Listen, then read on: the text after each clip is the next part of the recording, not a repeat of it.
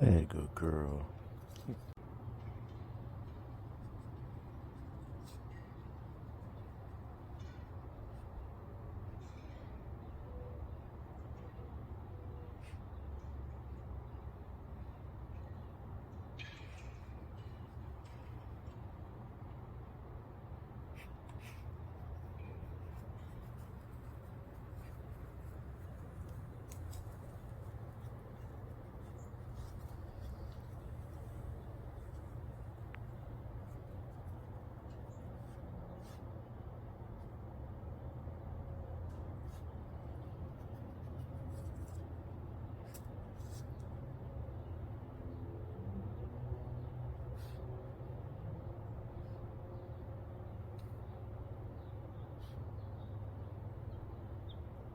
Hey, good girl.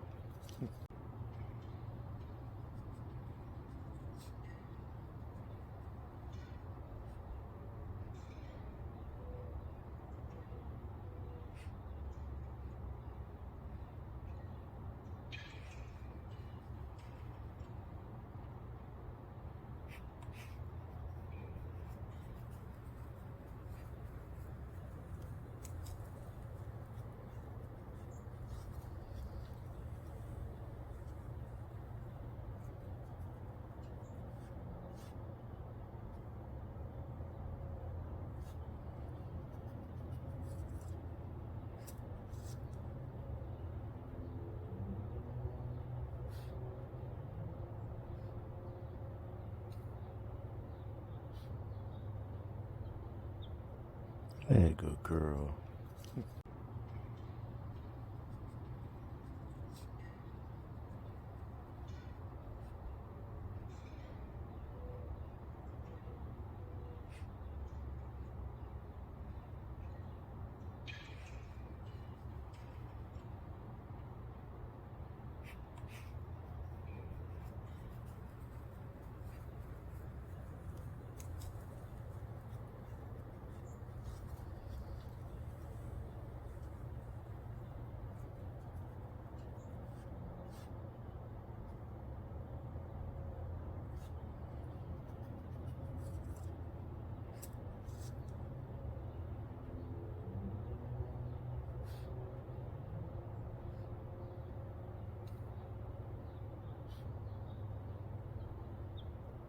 Hey, good girl.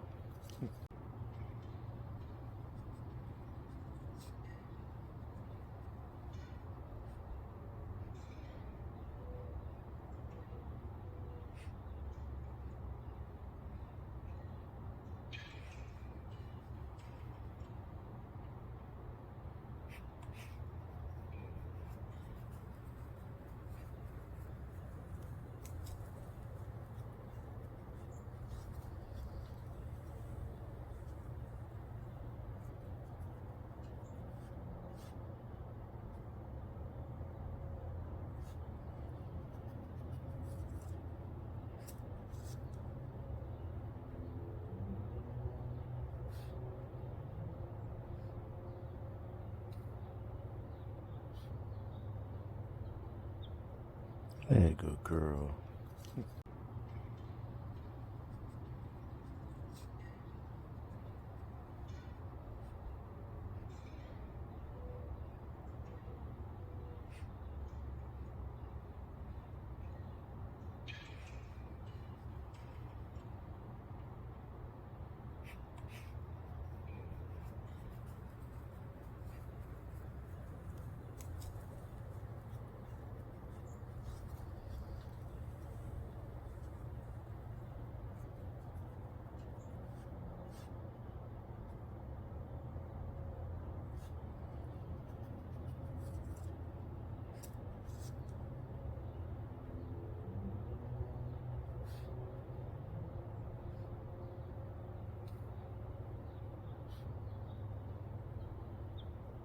Hey, good girl.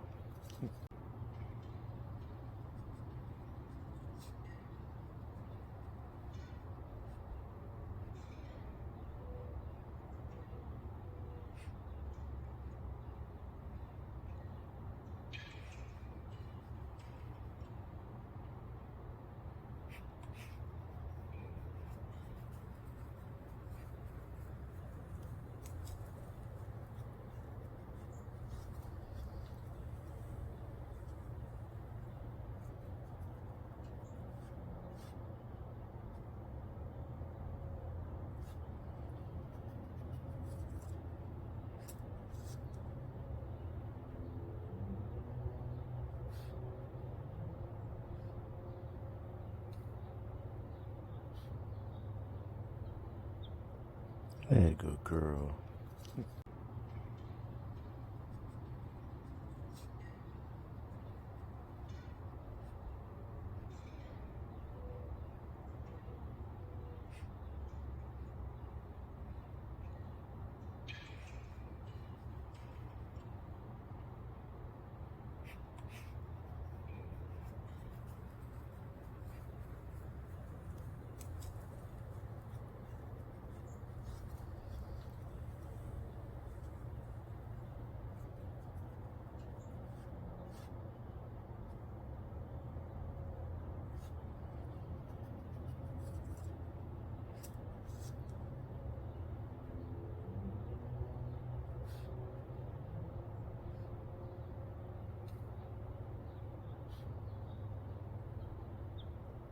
Hey, good girl.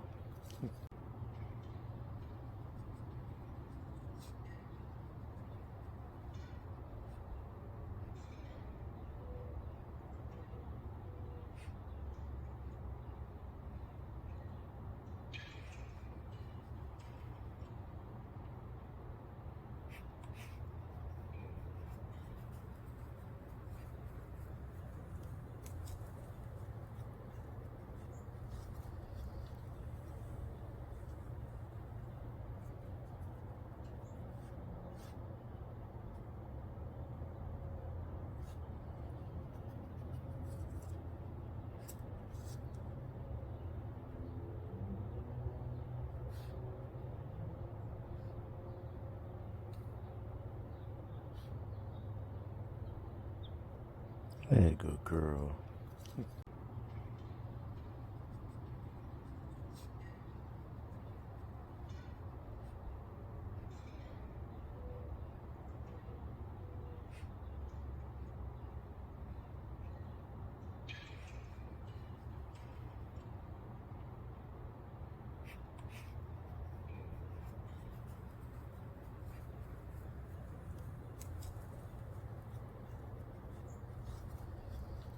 Oh, you didn't know? Your ass better call somebody!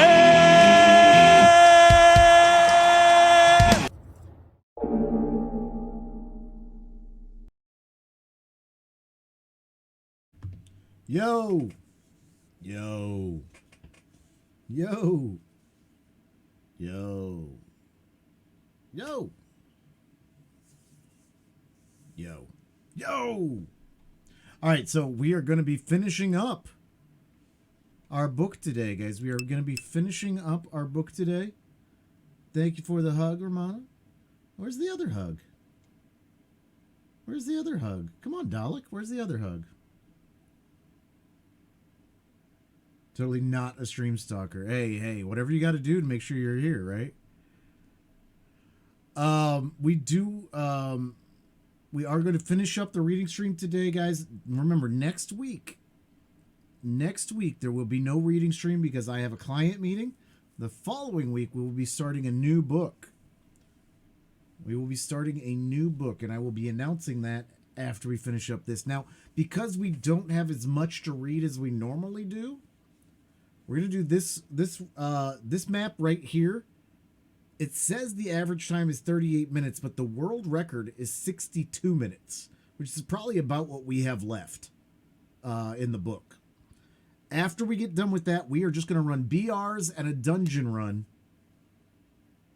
until we raid out.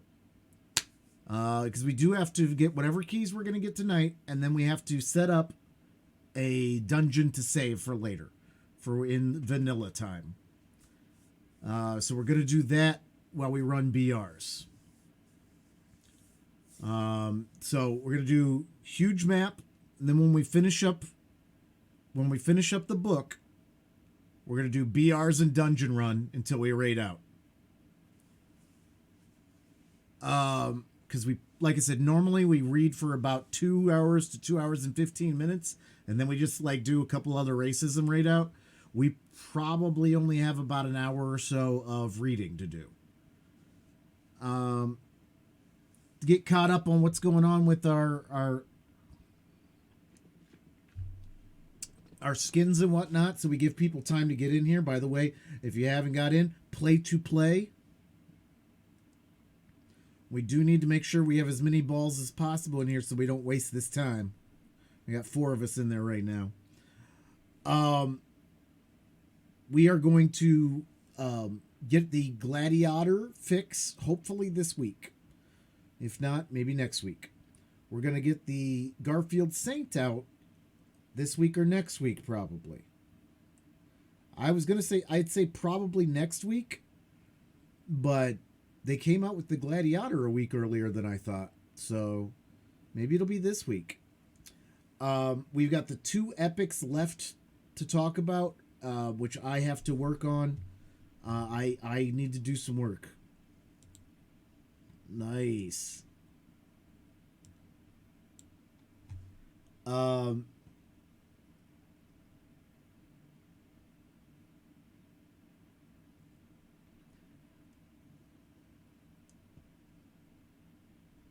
Oh, I forgot that's the long one. There's a couple of them in there. I think I need to get rid of that one.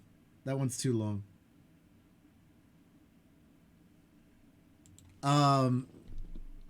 That one is an accidental trigger.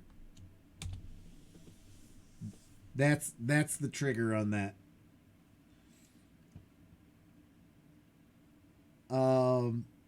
You'll get some false positives every now and then. Speaking of, let me turn that one off while we read. I gotta turn that one off while we read, because I say that, and that gets read.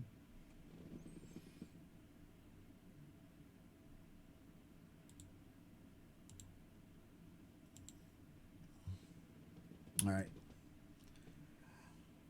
So we got the 2 epics that I need to work on, and then we've got 10 more skin points until we unlock the next skin, which I imagine will unlock this next weekend. But we'll see. We'll see. So we're going to go ahead and get rocking and rolling here in a minute. Just wanted to give everybody time to pile in here. If you're not in the race, get in the race, please. ! Play to play. Play to play.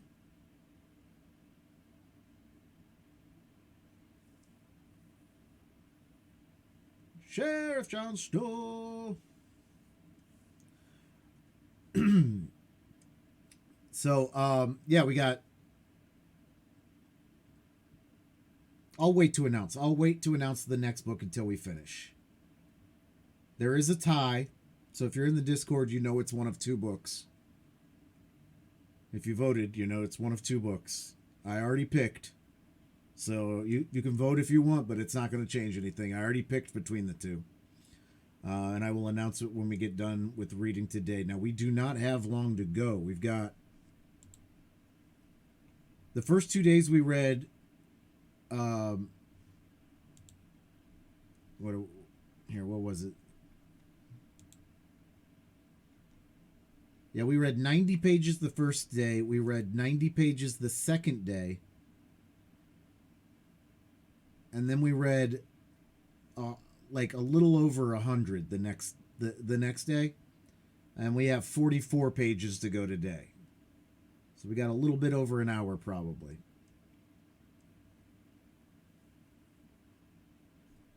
I wanna go home. And with that, I think we're gonna get going.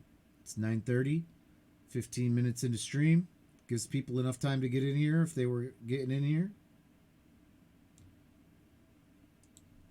So I'm going to start the timer for marbles, but I am going to put it at 4 minutes. So there's 4 minutes to get into the marbles. If you would like to get into the marbles, there is 4 minutes. 4 minutes to get into the marbles.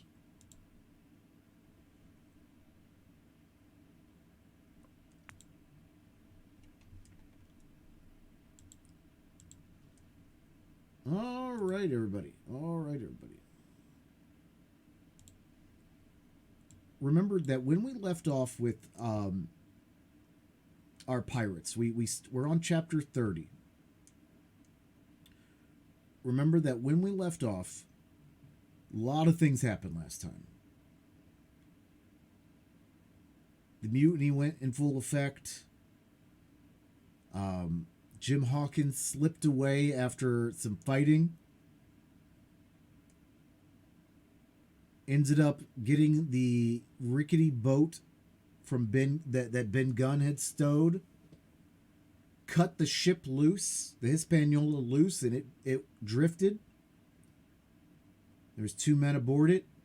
Was trying to find his way to shore, was having a dangerous time of it, kept making his way eastward and inward.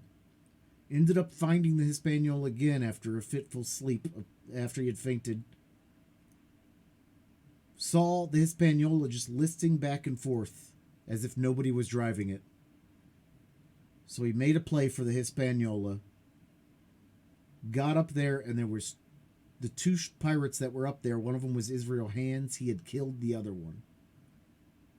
And he got Hands to help him with the maneuver to dock the ship, which they did, because the anchor is cut. They had to beach it.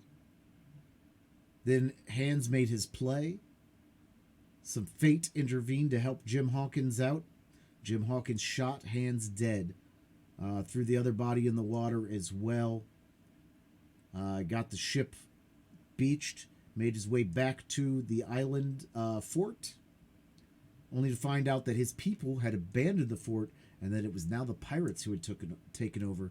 He was relieved to find out that the pirates did not kill, but made a trade with his friends. And found out that the pirate crew was getting mutinous again, and gave a black spot to Long John Silver out of a Bible. Long John made a play. He's making a play with Jim Hawkins to save his life from hanging with the good crew, and he was making a play with the pirates to not get overtaken with the black spot, and gave them. What's going on, Doc? Give us an exclamation point play if you want. We're about to start like an hour-long track, and I think we're going to get a world record. So get in there if you want. You got 1 minute. Yeah, thanks. And then Long John showed the mutinous pirates that he has the treasure map, but he was saying to Jim Hawkins, and they got excited about the treasure map, and basically Long John bought himself a little bit of time, and this is where we ended. Long John bought himself a little time, but was confided to Jim Hawkins that he didn't want to swing, and he knew it was right suspicious that they gave up the map and left the comfort of the shelter, the good crew, the non-mutinous, the non-pirates, that is. And so he was trying to play both sides right now. And that's where it was. That's where it is. So let's go ahead and get started. We are just booping to be booping. Oh yeah, no, I understand. So there's 5 of us in the marbles map, and it's getting started now. It says it's a 38-minute average, but the world record is 61.50 seconds. So we'll see. We'll let that run. And what do we got left on? We got 10 minutes left. Well, a little less than 10 minutes left on Stream Raiders. I will be running Stream Raiders quietly. Whenever it's ready, I will run it. I will start a new one.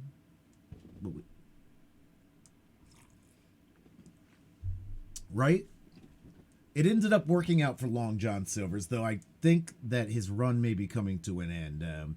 The seafood shops just aren't what they used to be.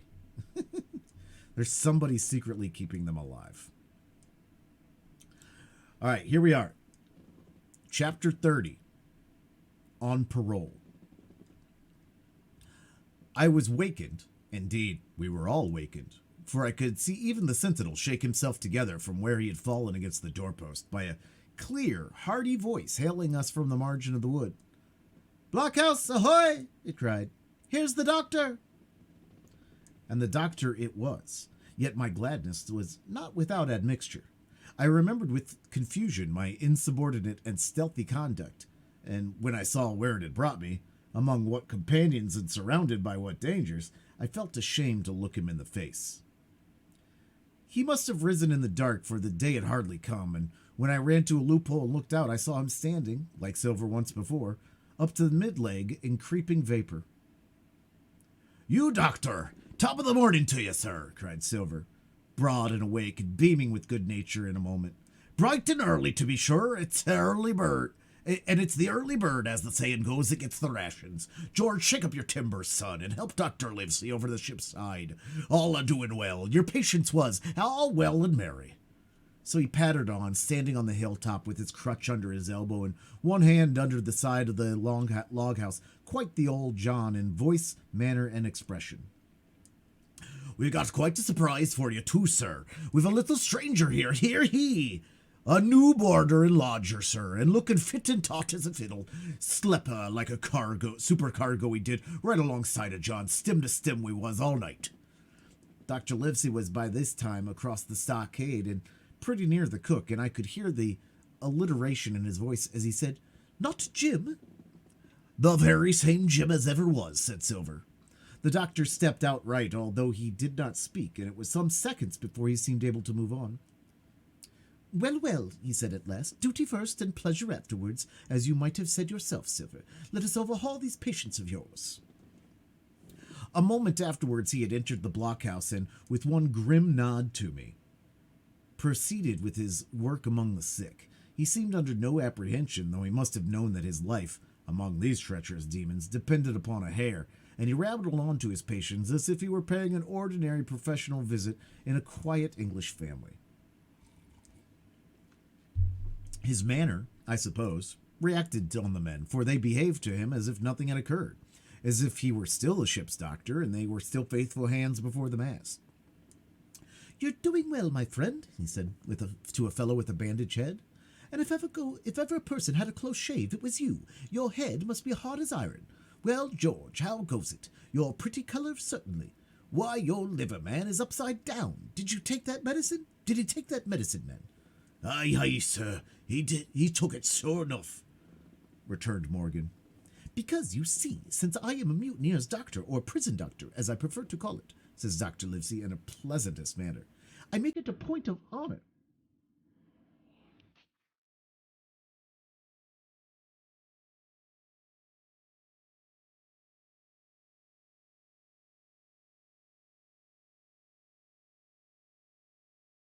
Raiders! Raiders! Raiders! Look at all these cool people in here. Impulse, Cinder, thank you guys for the follows. Welcome to the party. Come on in and get comfy. Dr. Gonzo, thanks for the follow. Look at that. That's a huge raid. We were just getting started on our reading. Smiley, thanks for coming in here. Thanks for coming in here. Let me go close your window down.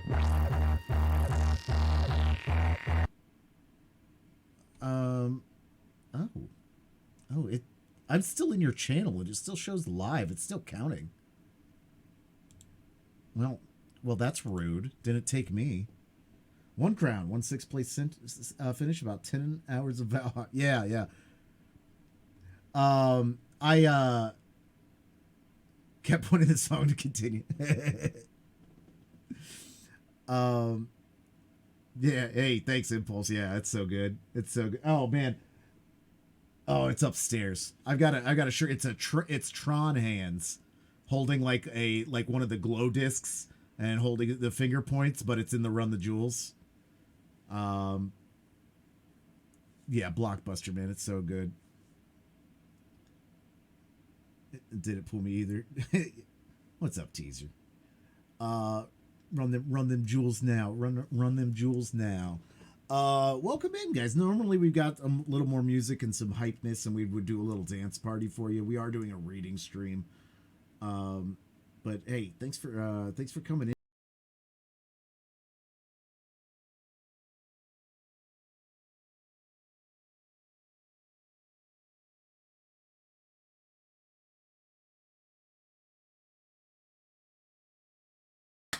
Impulse, thank you so much for the sub. Welcome into the emote community. If you were hanging out with Smiley, you know what good emotes look like. But now you can come in here and get some baller ones. We got some good ones too. We think we're equal to the Smiley Burrito emotes. Right? Yeah, by the way, there's tons of sound commands in chat.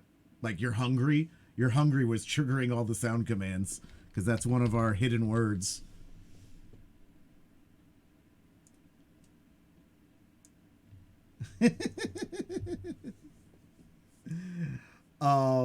Yeah, so we've welcome in Impulse into the emote community. Hey, and Nader, thanks for the follow too. Hey, let's get it back. All right.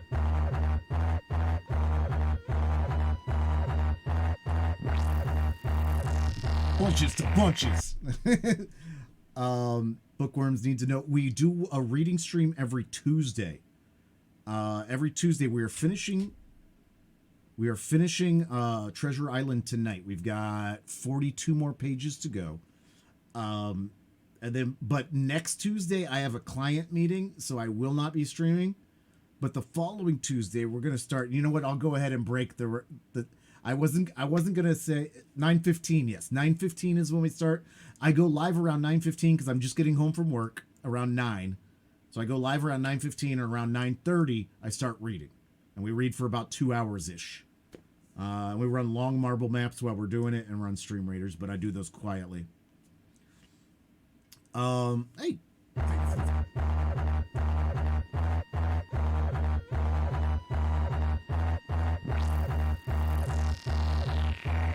Like a boss. Hey. You guys are just gonna come in here and like follow and unfollow, follow and unfollow, follow and unfollow. But yeah, so I'll go ahead and tell you we had a vote in the Discord, which we will do again when we get close to the end of the next book. Let me go run this battle. Yeah. I mean, if that's the case, I would turn it off, you know, while we were reading, but we just take a break when Raiders come in, you know? So we had a vote between the first Wizard of Oz, A Study in Scarlet, the first Sherlock Holmes, Winnie the Pooh, and 20,000 Leagues Under the Sea. Impulse Dabs gets the big gold. Coco gets the fairy scroll. GG's. We're moving on. And I'll go ahead and tell you there was a tie between Study in Scarlet and 20,000 Leagues Under the Sea. And in 2 weeks, at 9:15 on Tuesday, on Tuesday in 2 weeks, we're going to be starting Jules Verne, 20,000 Leagues Under the Sea. We'll do another vote when we get about halfway through that book, and we'll leave the vote up for about a week or so in the Discord. All right, let me go ahead and drop my elephant.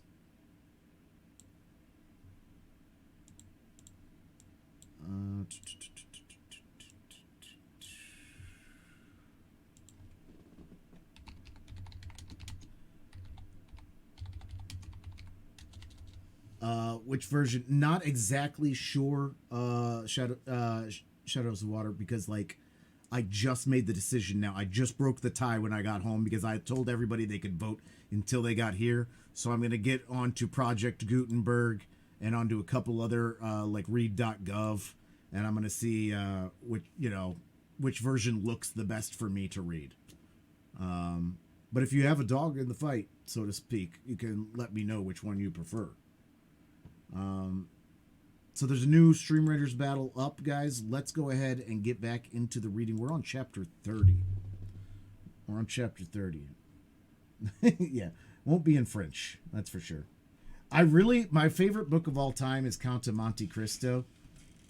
But it's so huge. Like, I want to kind of develop a reading following, like, before we get into that one, because we're gonna need some people that are committed to be here for a while, because that's not like a 3 week read. You know, that's not a 3 week read.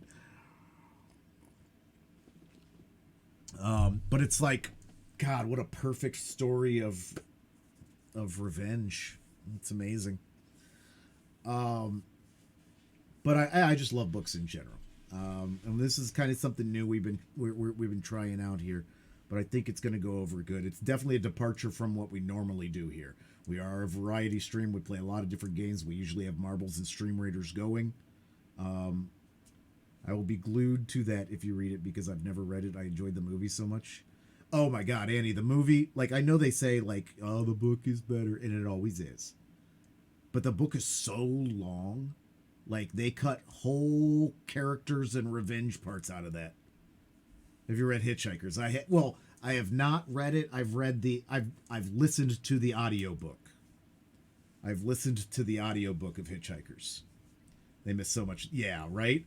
Like honestly, it's one of those things where it just pales in comparison. It's still a very good movie. I thought they did a very good job on it, but it's like 20% of the book. I mean, literally, it's like 20% of the book. My high school boyfriend had to read it senior year in English class. Yeah, it's like 1,500 pages or something like that. I think the copy, the book copy I have is 1486. I think. I know I say such a specific number, but that's just the number that sticks in my head. Yeah, it's dank. It's dummy thick. All right, let's go ahead and get back into it, guys. Hey, Smiley Burrito, thank you so much for the raid. What a dynamite stream today. What a dynamite stream today. I was hanging out there all day before I left to work, and then I was like, hey, let me leave Smiley open while I go to work. And then I came home and I was like, oh, Smiley's still on. That's dope. Yeah, hey man, I love you. You're the best. I hope you gather from how quick I try to get in there when you stream, even though I never say shit in your stream. I hope you gather from how quick I get in there and start my lurk of what I think of you as a human being.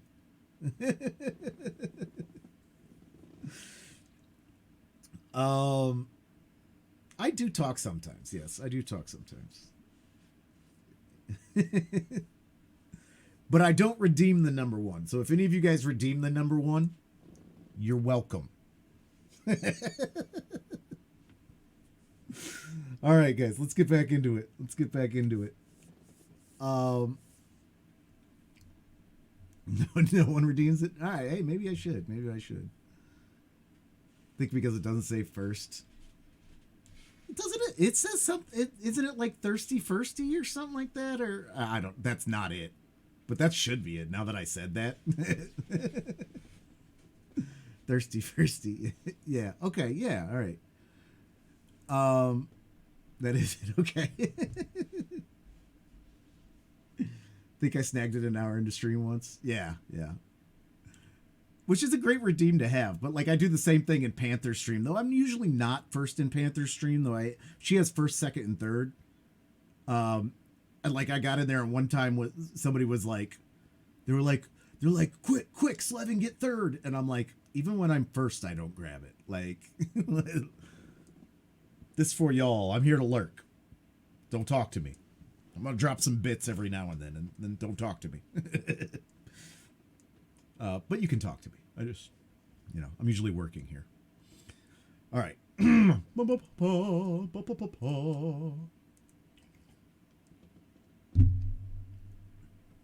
Biddies.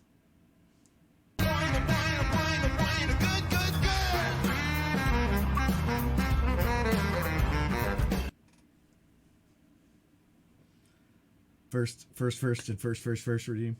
Yeah. Hey, it's interesting. Thank you for the biddies.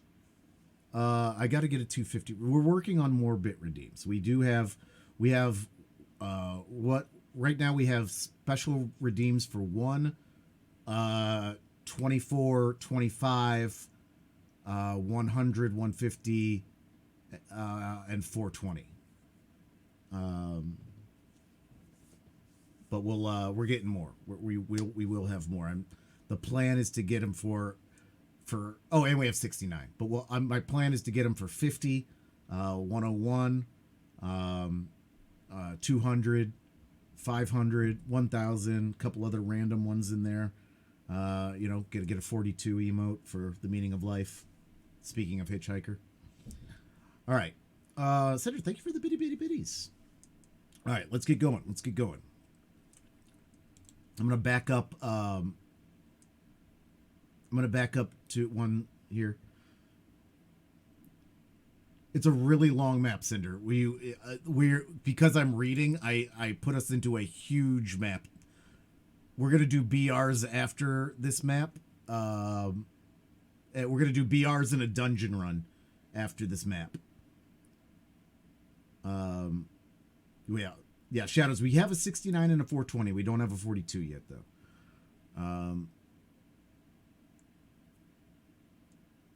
Yeah, I'll let you guys know when it's time to play. I'll do the play spam now, but this you won't be able to get in now. But when I say play to play, that's when you get the play spam right there, and that'll let you know to get in. But that's false alarm for anybody that knows that and what lurkers that are watching that. All right. So we're at chapter 30. Jim Hawkins just cut the anchor loose on the Hispaniola from the Muniz pirates. Took care of the pirates on board. Well, one of them took care of the other one. And then he shot Israel Hands when they got into a fight. Got the ship is docked. Yeah, we've got a few of those. Like when I say shiny.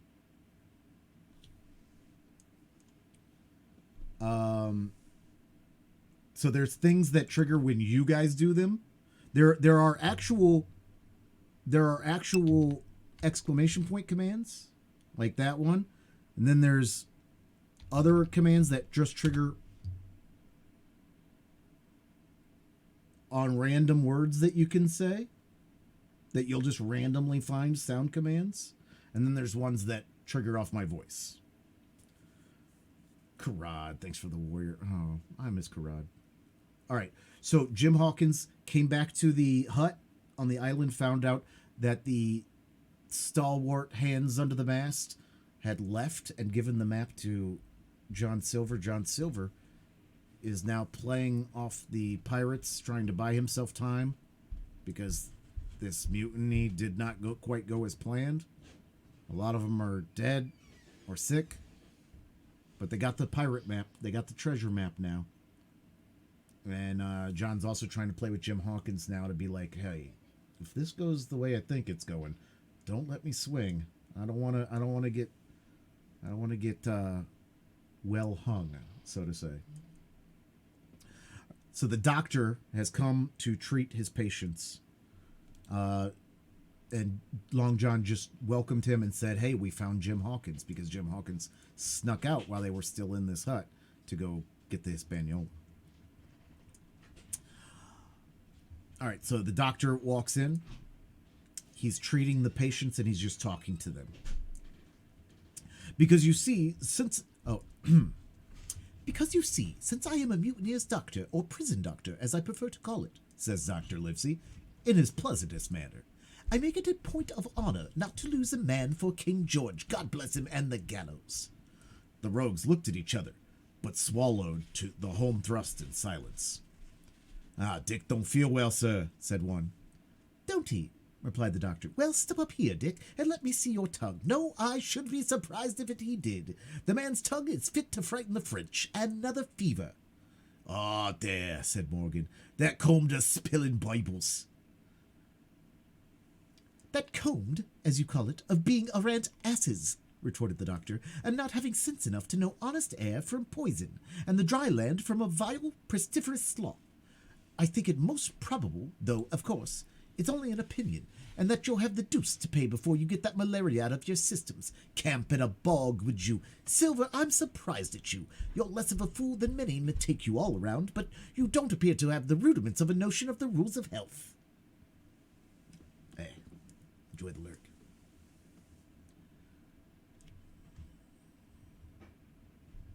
Nader, thank you so much.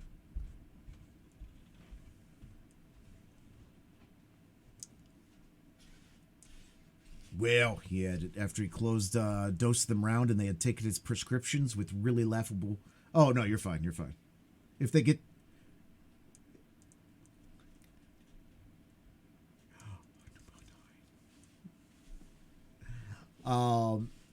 If they get too much, I turn them off while we're reading. But I love them. I love the sound commands, so...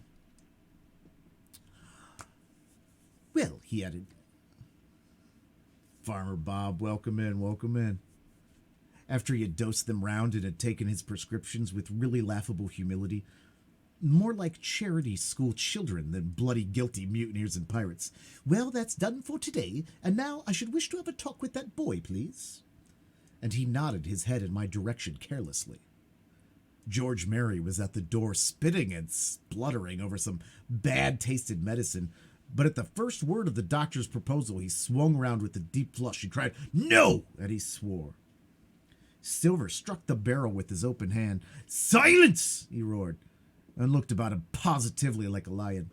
"Doctor," he went on in his usual tones, "I was a-thinking of that, and no one has a fancy for the boy. We're all humbly grateful for your kindness, and as you see, puts faith in you, and takes the drugs down much like the much grog, and I take it I found a way as suits y'all. Hawkins, will you give me your word of honor as a young gentleman, for a young gentleman you are, although poor born, your word of honor not to slip your cable?"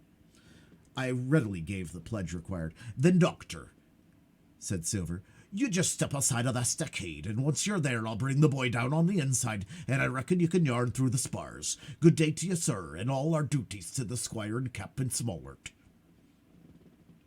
The explosion of disapproval, which nothing but Silver's black looks had restrained, broke out immediately the doctor had left the house. Silver was roundly accused of playing double, of trying to make a separate peace for himself, of sacrificing the interests of his accomplices and victims, and in one word, of the identical exact thing he was doing.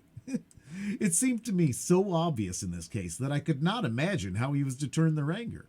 But he was twice the man the rest were, and his last night's victory had given him a huge preponderance on their minds. He called them all the fools and dolts you could imagine, said it was necessary I should talk to the doctor, fluttered the chart in their faces, asked them if they could afford to break the treaty the very day they were bound to treasure hunting.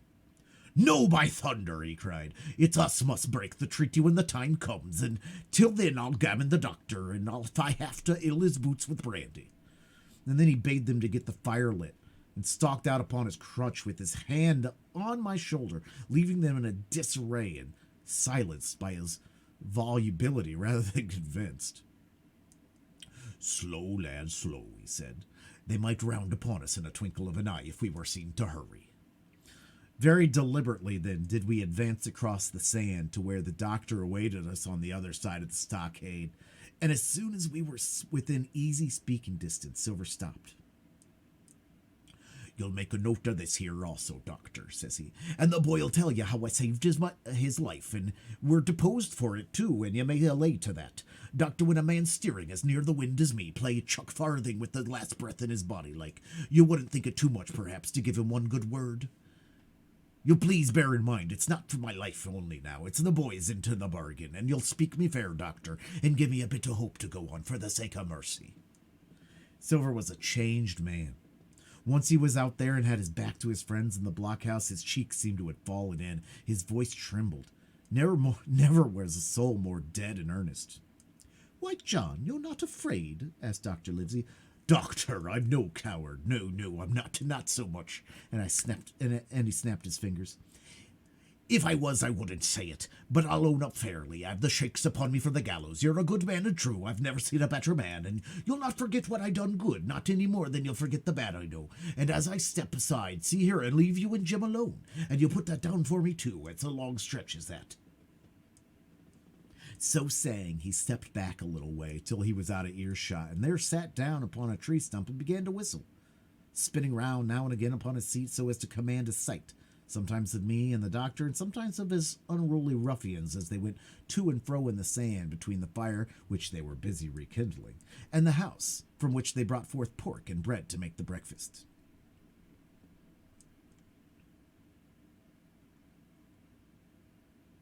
"So, Jim," says the doctor sadly, "here you are. As you have brewed, so shall you drink, my boy. Heaven knows I cannot find it in my heart to blame you, but this much I will say. be it kind or unkind. When Captain Smollett was well, you dared not have gone off, and when he was ill and couldn't help it, by George, it was downright cowardly.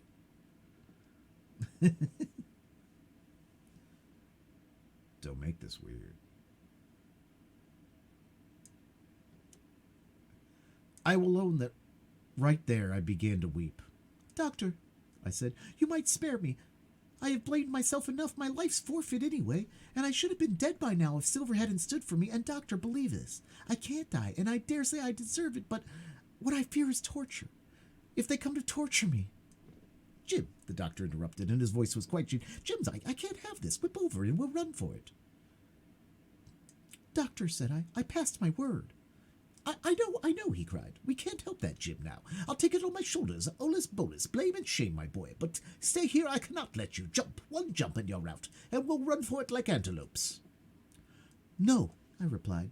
You know right well you wouldn't do the thing yourself, neither you nor Squire nor Captain, and nor more will I. Silver trusted me, I passed my word, and back I go. But, Doctor, you did not let me finish. If they come to torture me, I might let slip a word of where the ship is. For I got the ship. Part by luck and part by risking, and she lies in North Inlet on the southern beach, and just below high water. At half tide she must be high and dry. The ship! Exclaimed the doctor. Rapidly I described to him my adventures, and he heard me out in silence. This is a kind of fate in this, he observed when I had done. Every step it's you that saves our lives, and do you suppose by any chance that we are going to let you lose yours? That would be poor return, my boy. You found out the plot. You found Ben Gunn, the best deed that you ever did or will do, though you live to 90. Oh, by Jupiter, and talking of Ben Gunn, why, this is the chief mischief in person. Silver, he cried, Silver, I give you a piece of advice, he continued as the cook drew near again. Don't you be in any great hurry after that treasure. Why, sir, I do my possible, which that ain't, said Silver. I can only ask in your pardon and save my life and the boys by seeking for that treasure, and ye may lay to that. Well, Silver, replied the doctor, if that is so, I'll go one step farther. Look out for squalls when you find it. Sir, said Silver, as between man and man, that's too much and too little. What you're after, why you left the blockhouse, why you've given me that there chart, I don't know now, do I? And yet I done do your bidding with your eyes shut and never a word of hope, but no, this here's too much. If you won't tell me what you mean played out, to say so, and I'll leave that helm. No, said the doctor musingly, I've no right to say more. It's not my secret, you see.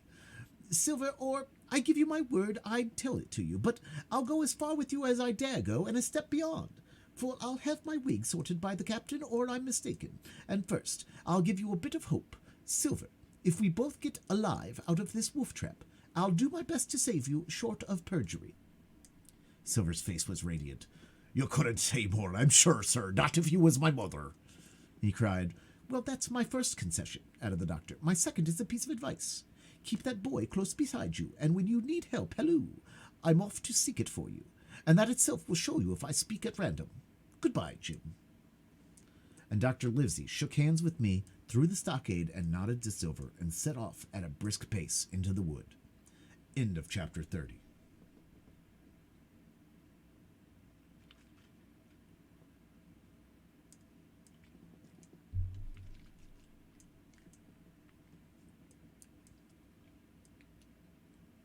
Chapter 31. The Treasure Hunt. Flint's Pointer. Jim, said Silver, when we were alone, if I saved your life, you saved mine, and I'll not forget it. I seen the doctor waving you to run for it. With the tail of my eye I did, and I seen you say no, as plain as hearing. Jim, that's one to you. This is the first glint of hope I had since the attack failed, and I owe it to you. And now, Jim, we're in to go for this here treasure hunting, with sealed orders too, and I don't like it. And you and me must stick close, back to back like, and we'll save our necks in spite of fate or fortune. Just when a man hailed us from the fire that breakfast was ready, and we were soon seated here and there about the sand over biscuit and fried junk. They had lit a fire fit to roast an ox, and it was now grown so hot that they could only approach it from the windward, and even then not without precaution. In the same wasteful spirit they had cooked, I suppose, 3 times more than we could eat, and one of them, with an empty laugh, threw what was left onto the fire, which blazed and roared again over this unusual fuel. I never in my life saw men so careless of the morrow. Hand to mouth is the only word that can describe their way of doing. And what with wasted food and sleeping sentries, though they were bold enough for a brush and be done with it, I could see their entire unfitness for anything like a prolonged campaign. Even Silver, eating away, with Captain Flint upon his shoulder, had not a word of blame for their recklessness, and this is the more surprised for me, for I thought he had never shown himself so cunning as he did then. "Aye, mates," said he.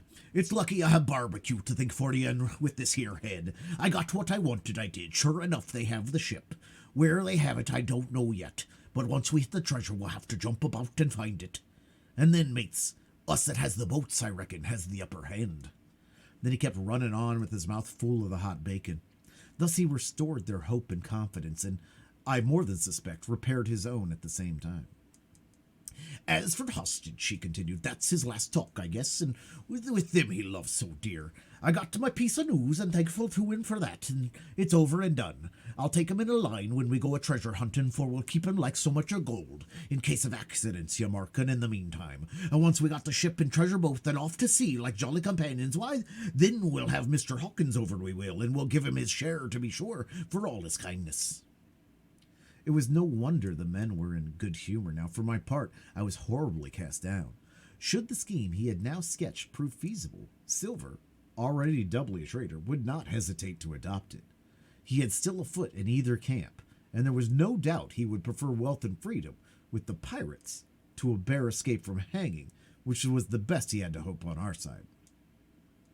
Nay, and even if things so fell out that he was forced to keep his faith with Dr. Livesey, even then what danger lay before us? What a moment that would be when suspicions of his followers turned to certainty that he and I should have to fight for dear life, he a cripple and I a boy, against 5 strong and active seamen.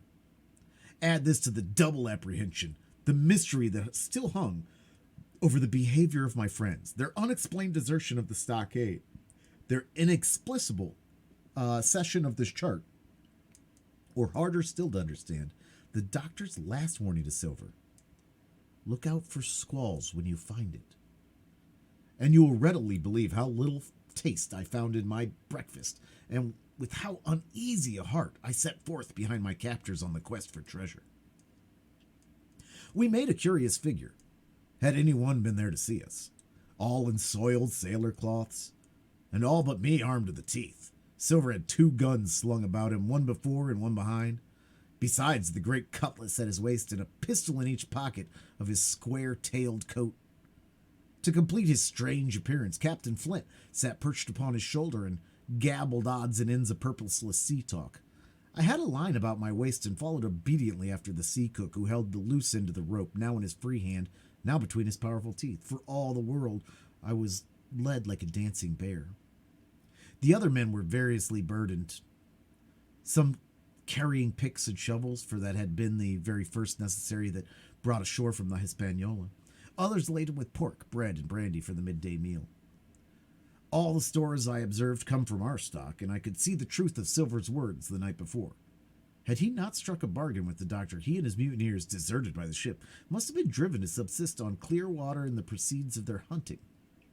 Water would have been little to their taste. A sailor is not usually a good shot, and besides all that, they were so short of eatables, it was not likely they would have been very flush of powder. Well, thus equipped, we all set out, even the fellow with the broken head, who should certainly have kept in shadow, and straggled one after another to the beach where the 2 gigs awaited us. Even those bore traces of the drunken folly of the pirates, one in broken thwart, and both in their muddied and unbaled condition. Both were to be carried along with us for the sake of safety, and so, with our numbers divided between them, we set forth upon the bosom of the anchorage. As we pulled over, there was some discussion on the chart. The Red Cross was, of course, far too large to be a guide, and the terms of the note on the back, as you will hear, admitted of some ambiguity. They ran, the reader may remember, thus: Tall Tree, Spyglass Shoulder, bearing a point to north of north-northeast, Skeleton Island, east-southeast, and by east 10 feet. A tall tree was thus the principal mark. Now, right before us, the anchorage was bounded by a plateau from 200 or 300 feet high, adjoining on the north the sloping southern shoulder of the Spyglass. and rising again towards the south in the rough cliffy eminence called the Mizzenmast Hill. The top of the top of the plateau was dotted thickly with pine trees of varying height. Every here and there, one of a different species rose 40 or 50 feet clear above its neighbors, and which of these could be the particular tall tree of Captain Flint could only be decided on the spot and by readings of the compass. Yet, although that was the case, every man on board the boats had picked a favorite of his own ere we were halfway over, Long John alone shrugging the shoulders and bidding them wait till they were there. We pulled easily, and by Silver's directions, not to weary the hands prematurely, and after quite a long passage landed at the mouth of the second river, that which runs down a woody cleft of the spyglass. Thence, bending to our left, we began to ascend the slope towards the plateau. At the first outset, heavy, miry ground and a matted, marish vegetation greatly delayed our progress, but by little and little the hill began to steepen and become stony underfoot, and the wood to change its character and to grow in a more open order. It was, indeed, a most pleasant portion of the island that we were now approaching. A heavy-scented broom and many flowering shrubs had almost taken the place of grass.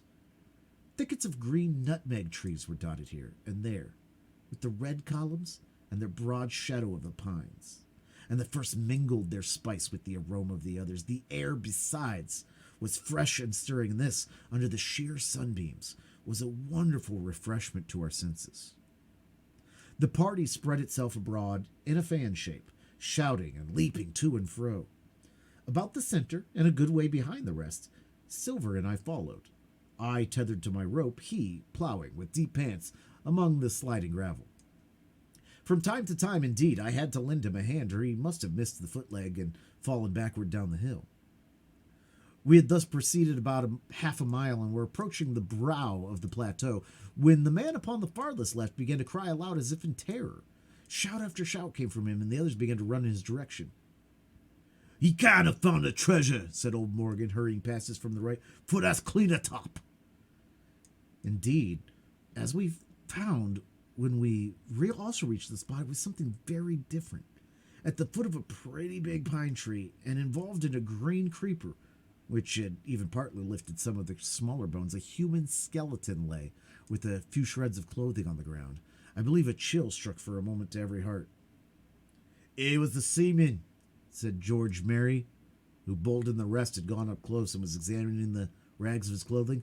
"Leastways, it's a good sea cloth." "Aye, aye," said Silver, "like enough. You wouldn't look to find a bishop here, I reckon, but that's the sort of a way, is it, for bones to lie, taint in nature." Indeed, on a second glass, it seemed impossible to fancy that the body was in a natural position. But for some disarray, the work perhaps of the birds that had fed upon him, or of the slow-growing creeper that had gradually enveloped his remains, the man lay perfectly straight, his feet pointing in one direction, his hands, raised above his head like a diver's, pointing directly in the opposite.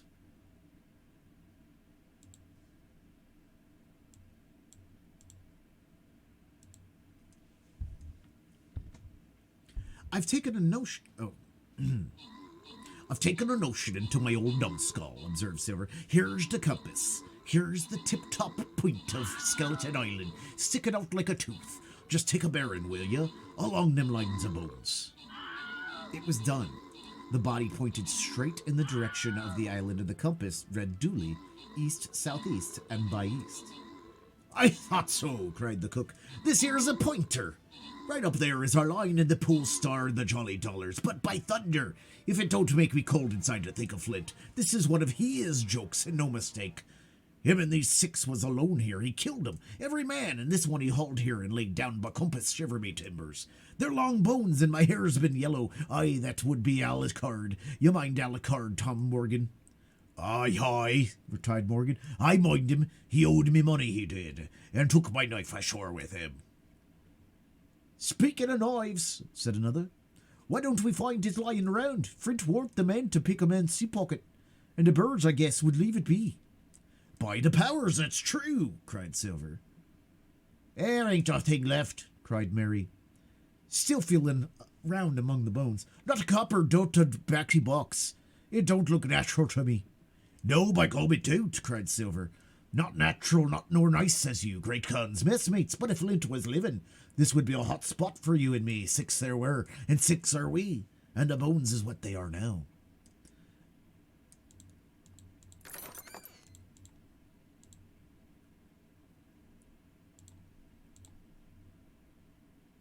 Next Stream Rangers battle is going up.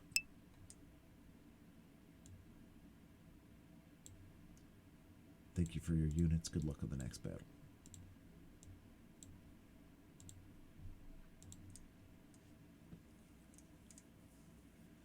I saw him with these here deadlights, said Morgan. Billy took me in. There he laid with penny pieces on his eyes.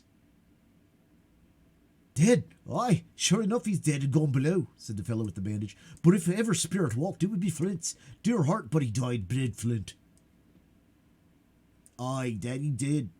Now he raged, and now he hollered for the rum, and now he sang 15 men were his only songmates, and if I tell you true, I never rightly liked to hear it since. It was main hot, and the windy was open, and I heard that old song coming out as clear, and a dead whore on the man already. Come, cried Silver. Stow this talk. He's dead and he don't walk. That I know, leastways. He won't walk by day, and you may later that. Care killed the cat. Fetch a head for the doubloons. We started, certainly, but in spite of the hot sun and the staring daylight, and the pirates no longer ran separate and shouting through the wood, but kept side by side and spoke with bated breath, the terror of the dead buccaneer had fallen on their spirits. End of chapter 31.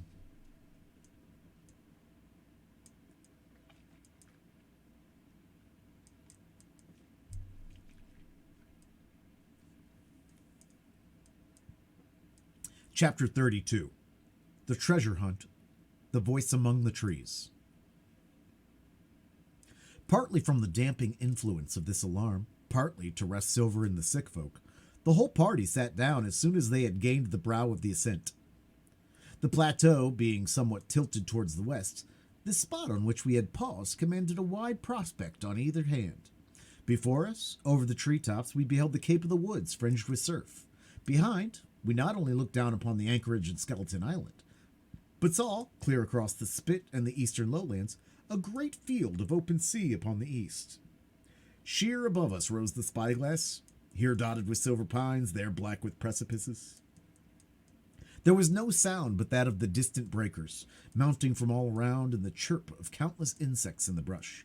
Not a man, not a sail upon the sea. The very largeness of the view increased the sense of solitude. Silver, as he sat, took certain bearings with his compass. There are 3 tall trees, said he.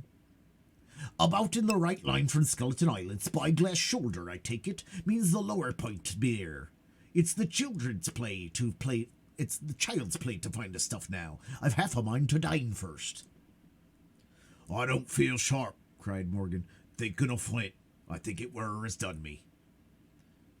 Ah, as well, my son. You praise your stars he did, said Silver. He were an ugly devil.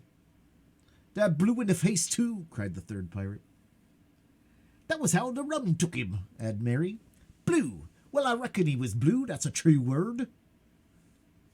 Ever since they had found the skeleton and got upon this train of thought, they had spoken lower and lower, and they had almost got to whispering by now, so that the sound of their talk hardly interrupted the silence of the woods. All of a sudden, out of the middle of the trees in front of us, a thin, high, trembling voice struck up the well-known air in words. 15 men on a dead man's chest, yo-ho-ho, and a bottle of rum. I've never seen more men dreadfully affected than the pirates. The color went from their 6 faces like enchantment. Some leaped to their feet, some clawed hold of others. Morgan groveled on the ground. It Flint by, cried Mary. The song had stopped as suddenly as it began, broken off, you would have said, in the middle of a note, as though someone had laid its hand upon the singer's throat. Coming so far through the trees, sunny atmosphere among the green tree tops, I thought it had sounded airily and sweetly, and the effect of my companions was the stranger. Come, cried Silver. struggling with his ashen lips to get the words out. "This won't do. Stand by and go about. This a rum start, and I can't name the voice, but it's someone skylarking. Someone that's fresh in blood, and you may lay to that." His courage had come back as he spoke, and some of his color to his face along with it. Already the others had begun to lend an ear to this encouragement, and were coming a little but to themselves, and when the same voice broke out again, not this time singing, but in a faint distant hail that echoed yet fainter among the clefts of the spyglass. "Darby McCraw," it wailed, for that is the word that best describes the sound. "Darby McCraw, Darby McCraw," again and again and again, and then rising a little higher and with an oath that I leave out. "Fetch off the rum, Darby." The buccaneers remained rooted to the ground, their eyes starting from their heads. Long after the voice had died away, they still stared in silence dreadfully before them. "That fixes it," gasped one. "Let's go." "They was his last words," moaned Morgan. "His last words above board." Dick had his Bible out and was praying volubly. He had been well brought up, had Dick, before he had come to sea and fell among his bad companions. Still, Silver was unconquered. I could hear his teeth rattle in his head, but he had not yet sundered. "Nobody on this here island ever heard of Darby," he muttered. "Not one but us that here." And then, making a great effort, "Shipmates," he cried, "I'm here to get that snuff, and I'll not be beat by man nor devil. I was never feared a flint in his life, and by the powers I'll face him dead. There's 700,000 pounds not a quarter of a mile from here. Where did ever a gentleman of fortune show his stern by that much dollars for a boozy old seaman with a blue mug, and him dead too?" But there was no sign of reawakening the courage in his followers, rather indeed of growing terror at the irreverence of his words. "Belay there, John," cried Mary. "Don't you cross a spirit." And the rest were all too terrified to reply.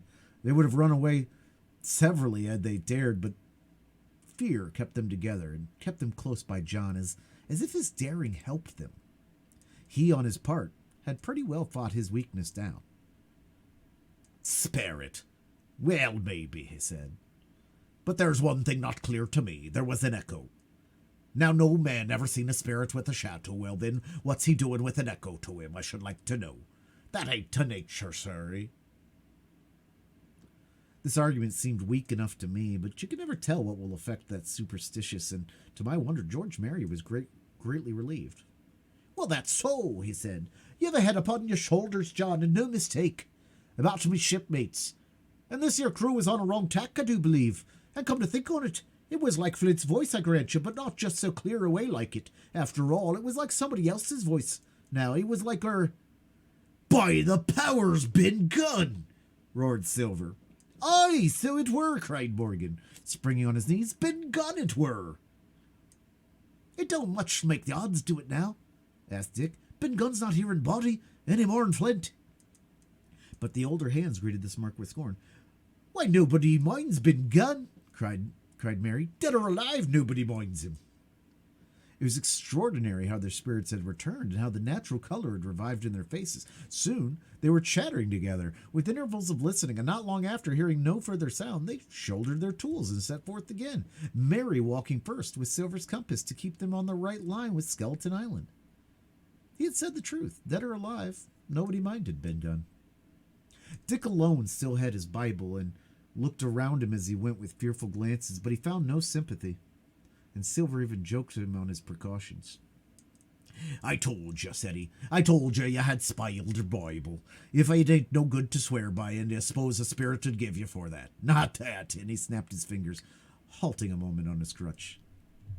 But Dick was not to be comforted. Indeed, it was soon plain that the lad was falling sick, hastened by heat, exhaustion, and the shock of his alarm. The fever, predicted by Dr. Livesey, was evidently growing swiftly higher. It was fine, open walking here, but upon the summit, and our way lay a little downhill, for, as I've said, the plateau tilted towards the west. The pines, great and small, grew wide apart, and even between the clumps of nutmeg and azalea, wide open spaces baked in the hot sunshine. Striking as we did pretty nearly northwest across the island, we drew, on the one hand, even near upon the shoulders of the spyglass, and on the other, looked ever wider over that western bay where I had once tossed and trembled in the coracle.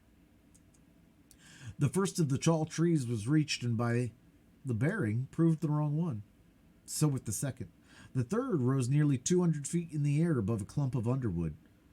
A giant of a vegetable, with a red column as big as a cottage, and as a wide shadow around in which a company could have maneuvered. It was conspicuous far to sea, both on the east and west, and might have been entered as a sailing mark upon the chart. But it was not its size that now impressed my companions. It was the knowledge that several 100,000 pounds in gold lay somewhere buried beneath its spreading shadow. The thought of that money as they drew nearer swallowed upon their previous terrors.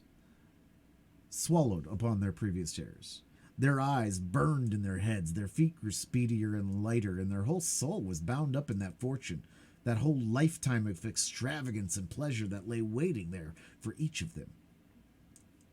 Silver hobbled, grunting, upon his crutch. His nostrils stood out and quivered. He cursed like a madman when the flies settled on his hot and shiny countenance. He plucked furiously at the line that held him to me, and from time to time turned his eyes upon me with a deadly look. Certainly he took no pains to hide his thoughts, and certainly I read them like print. In the immediate nearness of the gold, all else had been forgotten. His promise and the doctor's warning were both things of the past, and I could not doubt that he had hoped to seize upon the treasure, find and board the Hispaniola under cover of night, cut every honest throat about the island, and sail away as he had first intended, laden with crime and riches. Shaken as I was with these alarms, it was hard for me to keep up with the rapid pace of the treasure hunters. Now and again I stumbled, as it was then, with Silver plucked so roughly at the rope and launched at me with his murderous glances. Dick, who had dropped behind us and now brought up the rear, was babbling to himself both prayers and curses as his fever kept rising. This also added to my wretchedness, and to crown all, I was haunted by the thought of the tragedy that had once been acted upon that plateau, when that ungodly buccaneer with the blue face who had died at Savannah, singing and shouting for drink, had there, with his own hand, cut down his 6 accomplices. This grove that was now so peaceful must have then rung with cries, I thought, and even with the thought I could believe I heard it ringing still. We were now at the margin of the thicket.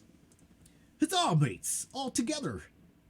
shouted Mary, and the foremost broke into a run, and suddenly, not 10 yards further, we beheld them stop. A low cry arose. Silver doubled his pace, digging away with the foot of his crutch like one possessed, and next moment he and I had come to a dead halt. Before us was a great excavation, not very recent, for the sides had fallen in and grass had sprouted from the bottom. In this were the shaft of a pick broken in two, and the boards of several packing cases strewn around. On one of these boards I saw, branded with a hot iron, the name Walrus, the name of Flint's ship. All was clear to probation. The cachet had been found and rifled. The 700,000 pounds were gone. End of chapter 32. All right, guys, I'm going to put a couple sea shanties on while I go to the bathroom real quick. I'll be right back, and we will start chapter 33. We only have like 2 chapters, I think, left. Actually, if it's a long chapter, it might be only 1. BRBs.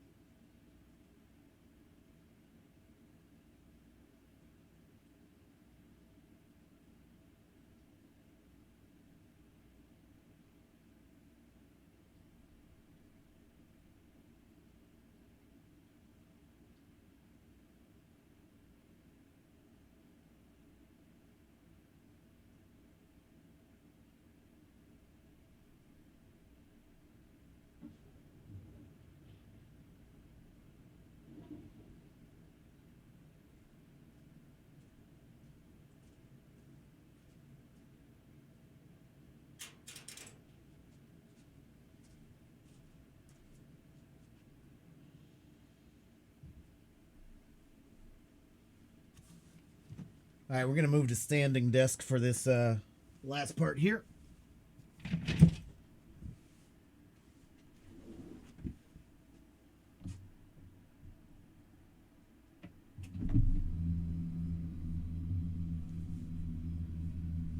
Got our reading robe on.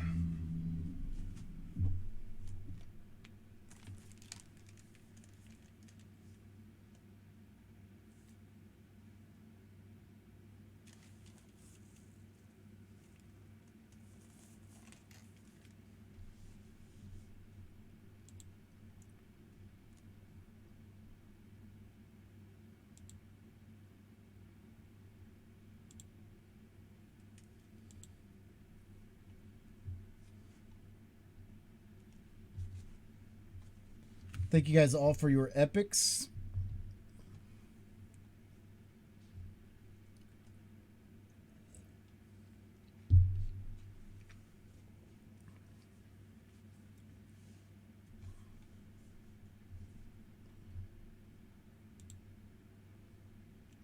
I don't know if we have enough balls in this to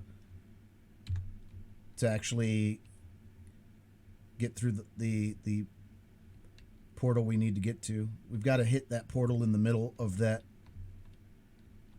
because when you fall down, you go to one of these two portals and you restart. So we have to like fall into that portal. Oh wait, no, that one goes out. God, then where do we have to go?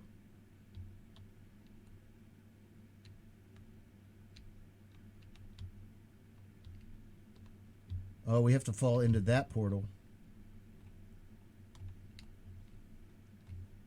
Yeah, this one's...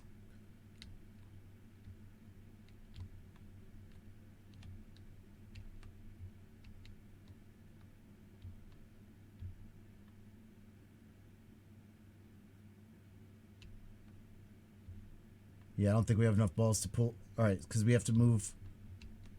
We have to move that switch. That's all right. If we don't finish it, we'll start BRs. We'll just skip it, waste the time, but whatever. All right, let's get back to the reading.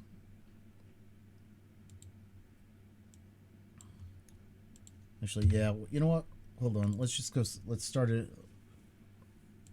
We're gonna start a new one.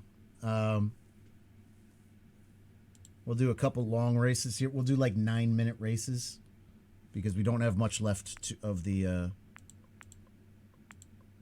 book. Oh, somebody's working on their community maps. I took it out of my favorites.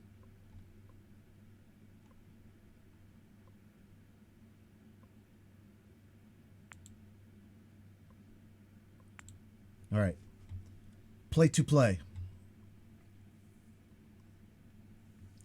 Get your balls on the track. Get your balls on the track. Exclamation point play to get your marbles into the race. I'm going to put 2 minutes on the timer.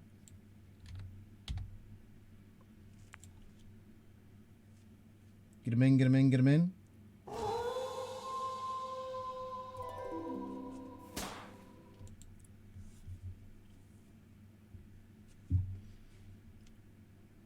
We don't do a lot of BRs here because I'm not a big fan of them, but we have so many extra bonus BRs that we got to do. Love it, Sender. Love it. Yeah, we got a few good entrances in here. Of course, Annie with the bats when she gets in, but I'm off there now, so you won't hear anybody else that drops them. Chapter 33. The Fall of a Chieftain. Yeah, no, I get that, man. I get that. We've got a lot of good skins and a lot of good modifiers now, but yeah. But hey, it's fun. It's fun, man. I love marbles. It's so good. And we placed top 50 last season, and we'll probably be top 50 again. We're just out of 50 right now, and we're gonna drop until we come back on Friday. But yeah, we'll probably be top 50 again. I feel like that's a good spot for us because we don't main game marbles, we just side game it, but we always have it on. So, all right, The Fall of a Chieftain.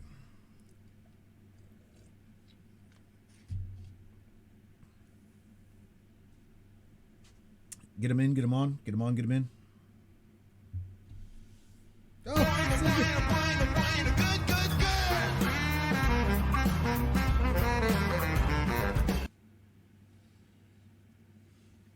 Got a new clip in Discord? Was that you, Farm Bob? Did you put a new clip in Discord?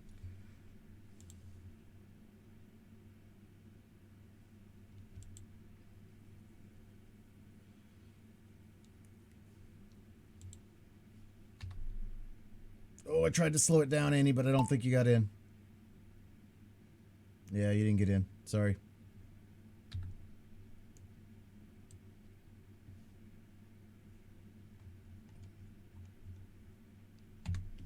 Yeah, well, you could always do safety place. Cinder, thank you so much for the biddies. 1,000 biddies is so generous of you. Thank you so much. I really like our biddy badges as well. They're Zelda gems. I love the bid. I would prefer to do biddies than sub to somebody. I'm trying to get away from subs. I used to sub to like 30 people. I'm down to like, I think I'm down to like 12. But I am Mr. I'm Mr. like drop a, drop a 25 bit every time I come in, or drop a 100 bit or something, like, unless I'm just lurking and don't want to be talked to, and that's quite often. Thank you so much, though. All right. Yeah, a lot of hugs going around. Farmer getting some double hugs. There never was such an overturn in this world.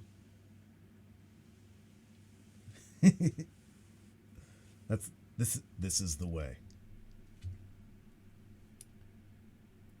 Each of these 6 men was as though he had been struck. But with Silver, the blow passed almost instantly. Every thought of his soul had been set full stretch like a racer on that money. Well, he was brought up in a single second dead, and he kept his head, found his temper, and changed his plan before the others had time to realize his disappointment. "Jim," he whispered, "take that and stand by for trouble." And he passed me a double-barrel pistol. At the same time, he began quietly moving northward, and a few steps had put the hollow between us 2 and the other 5. Then he looked at me and nodded, as much as to say, "Here is the narrow corner." As indeed I thought it was. His looks were now quite friendly, and I was so revolted at these constant changes that I could not forbear whispering, "So you've changed sides again." There was no time for him to answer in. The buccaneers, with oaths and cries, began to leap one after another into the pit and to dig with their fingers, throwing the boards aside as they did so. Morgan found a piece of gold. He held it up with a perfect spout of oaths. It was a 2-guinea piece, and it went from one hand to hand among them for a quarter of a minute. "2 guineas!" roared Mary, shaking it at Silver. "That's your 700,000 pounds, is it? You're the man for bargains, ain't you? You're him that never bungled nothing, you wooden-headed lubber." "Dig away, boys," said Silver, with the coolest insolence. "You'll find some pig nuts, I shouldn't wonder." "Pig nuts!" repeated Mary in a scream. "Mates, did you hear that? I tell you now, there's a man that knew it all along. Look him in the face and you'll see it right there." "Aye, Mary," remarked Silver, "standing for the captain again. You're a pushing lad, to be sure." But this time, everyone was entirely in Mary's favor. They began to scramble out of the excavation, darting furious glances behind them. One thing I observed, which looked well for us, they had all got out upon the opposite side from Silver. Well, there we stood, 2 on one side, 5 on the other, the pit between us, and nobody screwed up high enough to offer the first blow. Silver never moved. He watched them, very upright on his crutch, and looked as cool as ever I saw him. He was brave, and no mistake. At last, Mary seemed to think a speech might help matters. "Mates," says he, "there's 2 of them alone, and one's a cripple that brought us all here and blundered down to this. The other's the cub that I meant to have the heart of. Now, mates!" He was raising his arm and his voice, and plainly meant to lead a charge, but just then, crack, crack, crack, 3 musket shots flashed out of the thicket. Mary tumbled head foremost into the excavation. The man with the bandage spun around like a teetotum and fell at his length upon his side, where he lay dead, but still twitching. And the other three turned and ran for it with all their might. Before you could wink, Long John had fired 2 barrels of a pistol into the struggling Mary, and as the man rolled up his eyes in at him in last agony, "George," said he, "I reckon I settled with you." At the same moment, the Dr. Gray and Ben Gunn joined us with smoking muskets from among the nutmeg trees. "Forward!" cried the doctor. "Double quick, my lads. We must head 'em off for the boats." And we set off at great pace, sometimes plunging through the bushes to the chest. I tell you, but Silver was anxious to keep up with us. The work that man went through, leaping on his crutch till the muscles of his chest were fit to burst, was work no sound man ever was equaled. And so thinks the doctor. As it was, he was already 30 yards behind us and on the verge of strangling when we reached the brow of the slope. "Doctor," he hailed, "see there, no hurry." Sure enough, there was no hurry. In a more open part of the plateau, we could see the 3 survivors still running in the same direction as they had started, right from Mizzenmast Hill. We were already between them and the boats, and so we 4 sat down to breathe, with Long John mopping his face, came slowly to us. "Thank you kindly, Doctor," says he. "You came in about a nick, I guess, for me and Hawkins, and so it's you, Ben Gunn," he added. "Well, you're a nice one, to be sure." "I'm Ben Gunn, I am," replied the maroon, wriggling like an eel in his embarrassment. "And," he added after a long pause, "how do, Mr. Silver? Pretty well, I think, yes, as you." Ben," murmured Silver, "to think as you've done me." The doctor sent back Gray for one of the pickaxes deserted in their flight by the mutineers, and then, as we proceeded leisurely downhill to where the boats were lying, related in a few words what had taken place. It was a story that profoundly interested Silver, and Ben Gunn, the half-idiot maroon, who was the hero from the beginning to end. Pignut, any of several bitter, astringent hickory nuts. Hickory. Ben, in his long, lonely wanderings about the island, had found the skeleton. It was he that had rifled it. He had found the treasure. He had dug it up. It was the half of the pickaxe that lay broken in the excavation. He had carried it on his back. In many weary journeys, from the foot of a tall pine to a cave he had on the 2-pointed hill at the northeast angle of the island, and there it had lain stored in safety since 2 months before the arrival of the Hispaniola. When the doctor had wormed this secret from him on the afternoon of the attack, and when next morning he saw the anchorage deserted, he had gone to Silver, given him the chart, which was now useless, given him the stores, for Ben Gunn's cave was well supplied with goat's meat and salted by himself, given anything and everything to get a chance of moving in safety from the stockade to the 2-pointed hill, there to be clear of malaria and keep a guard upon the money. "As for you, Jim," he said, "it went against my heart, but I did what I thought best for you who stood by their duty, and if you were not one of those, whose fault was it?"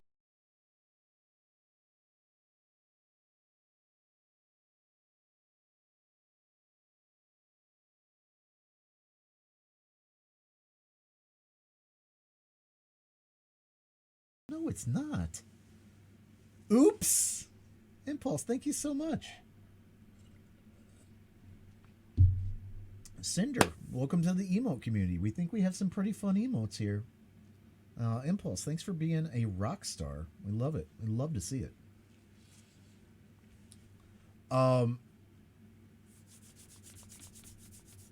That morning, finding that I was to be involved in the horrid disappointment he had prepared for the mutineers, he had run all the way to the cave and, leaving Squire to guard the captain, had taken Gray and the maroon and started making the diagonal across the island to be at the hand beside the pine.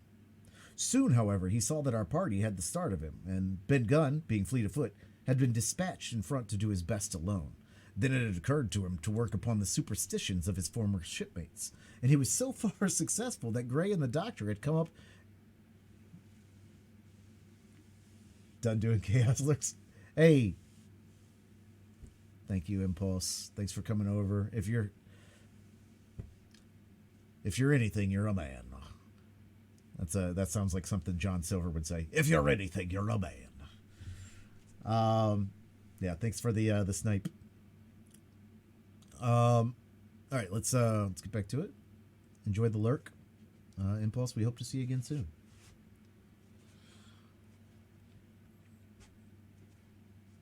As his former ship states, and he was so far successful that Gray and the Doctor had come up and were already ambushed before the arrival of the treasure hunters. Ah, said Silver, it were fortunate for me that I had Hawkins here. You would never have let old John be cut to bits and had never given it a thought, Doctor.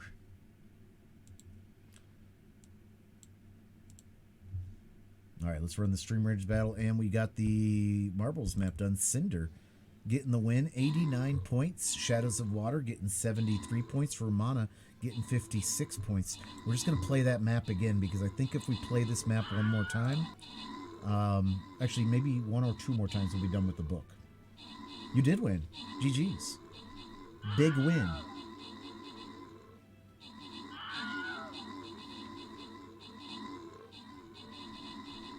Exclamation point, play to play. Play to play. Balls on the track, balls on the track, exclamation point, play to get your marbles in the race.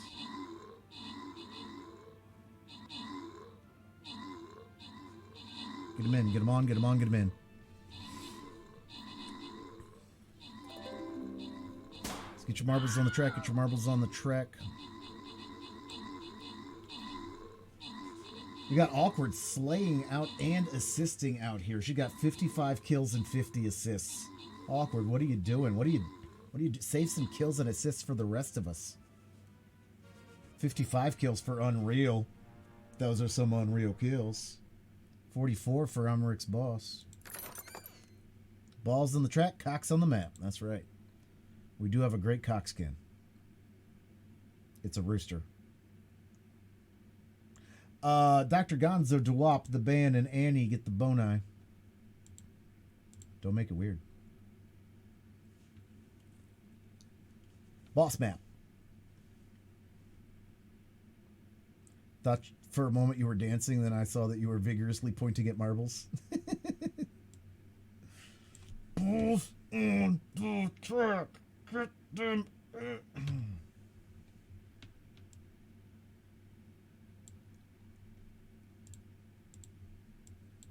All right. Thank you for your units. Good luck on the next battle.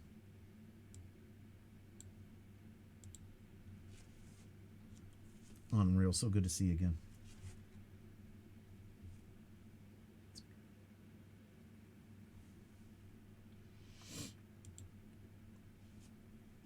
All right.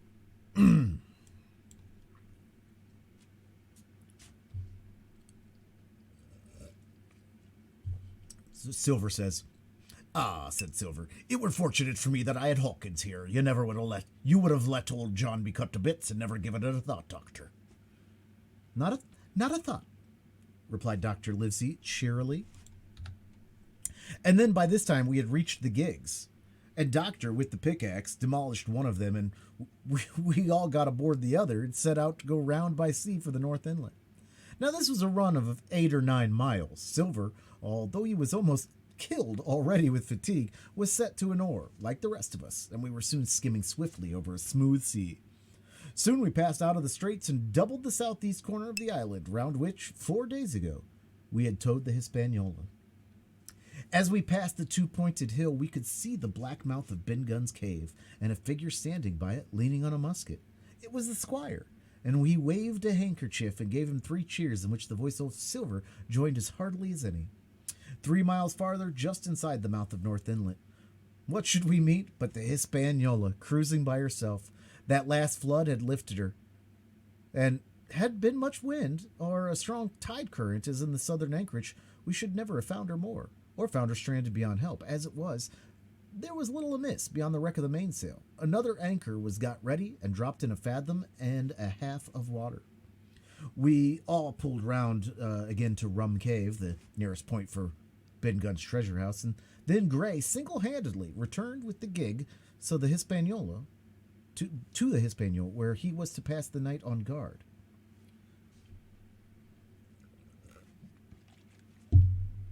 A gentle slope ran up from the beach to the entrance of the cave. At the top, the squire met us. Oh, we got the same sound command. That's fine. I didn't need another one.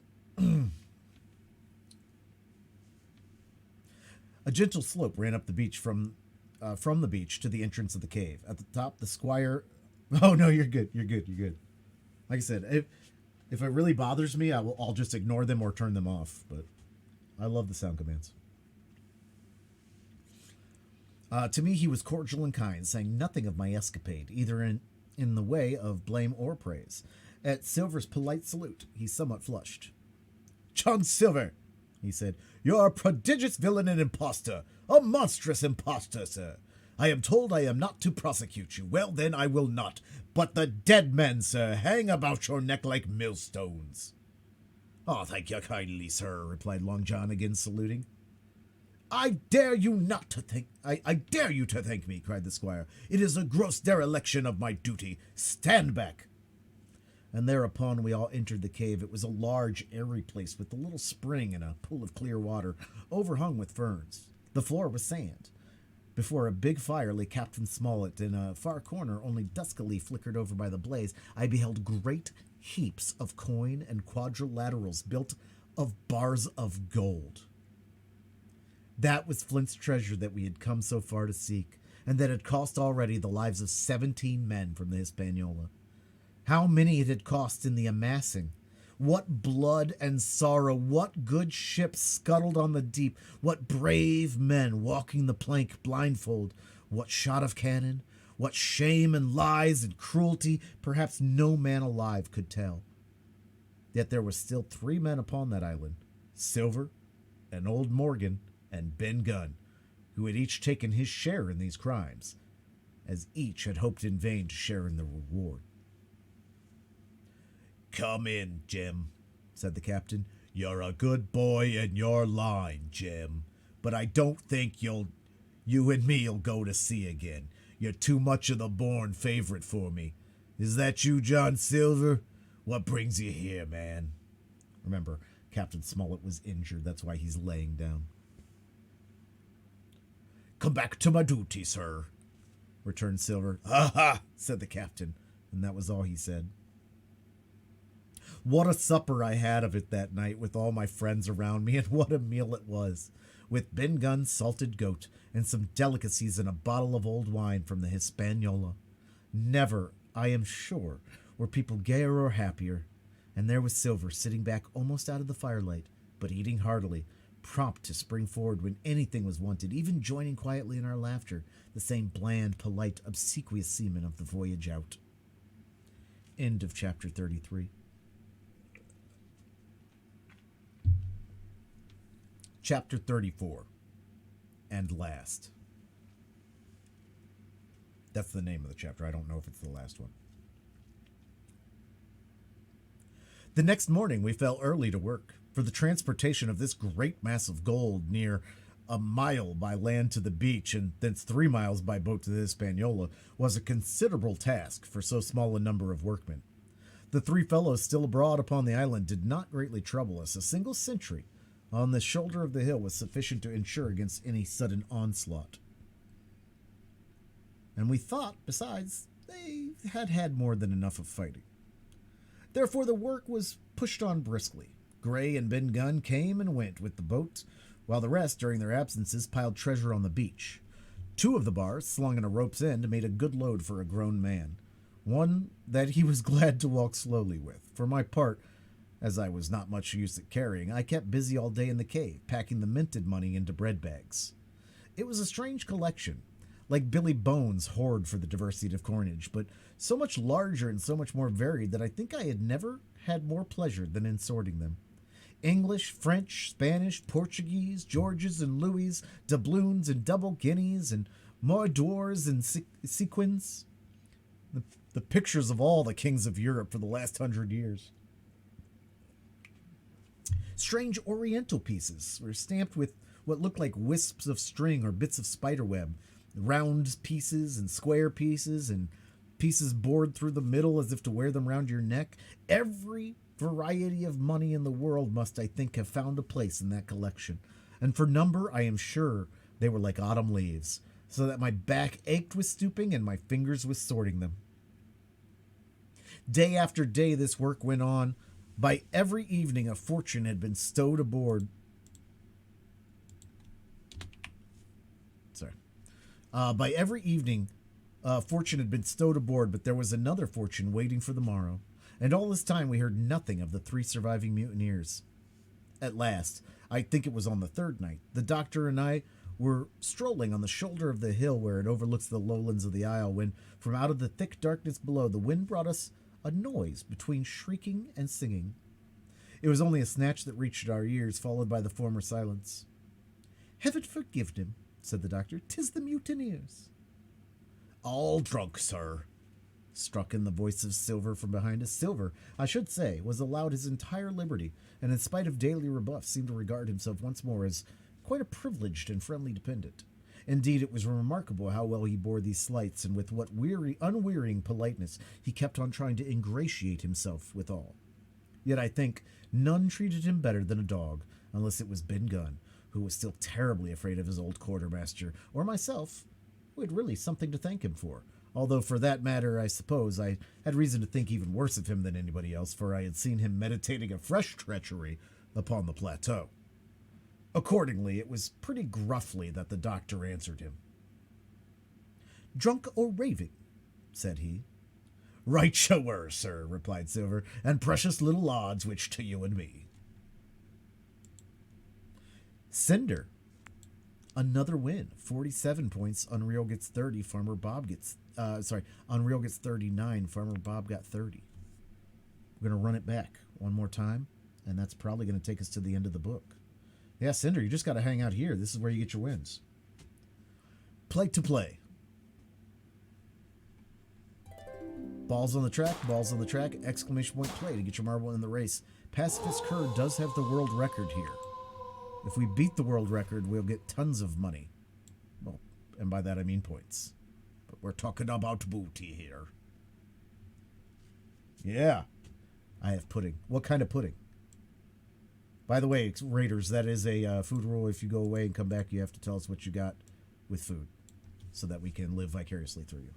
Chocolate. There you go. Tried, tested, and true. Don't give me this tapioca bullshit.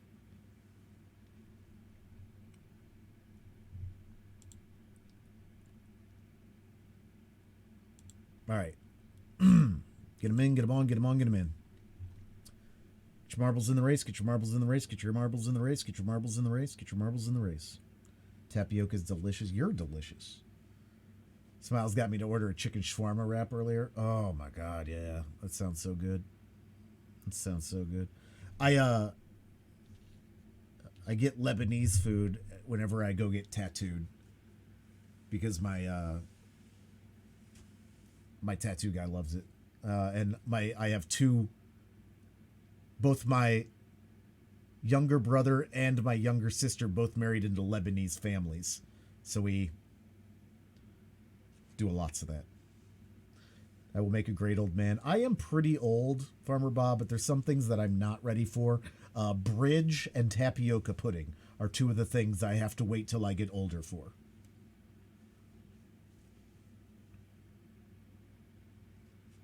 But I don't have to wait for tattoos. I get those all the time. So I treat myself to a little, like Aladdin's, which is a local chain around here. What even is tapioca? It's old people pudding. That's the flavor, I think, is old people. You need tattoos? I mean, you don't need them, but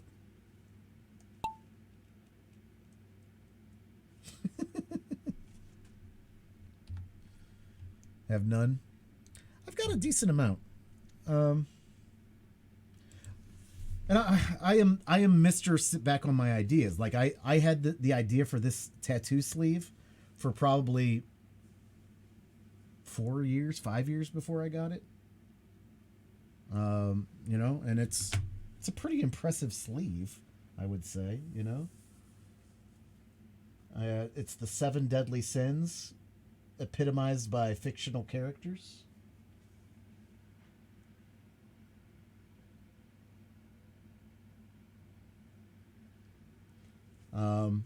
But that's my first real full color one. I have got 2 on my chest, 2 on my back. So I've got 1 on this other arm.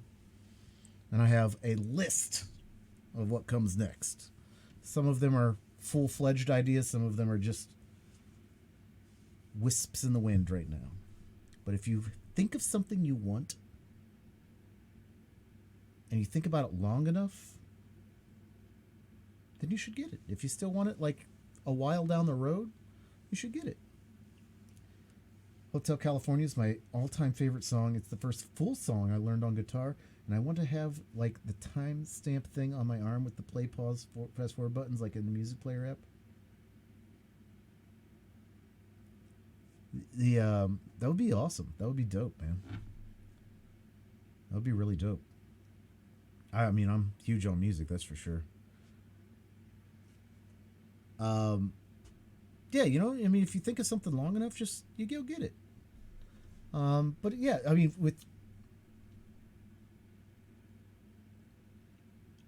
I would say a couple things about tattoos. I still love all of my tattoos, but 4 of them I would get again, but not from the same artist. I would spend more money. I would spend more money because you're going to have works of art. You're purchasing a work of art that you will keep forever on your body. Crowdsource it.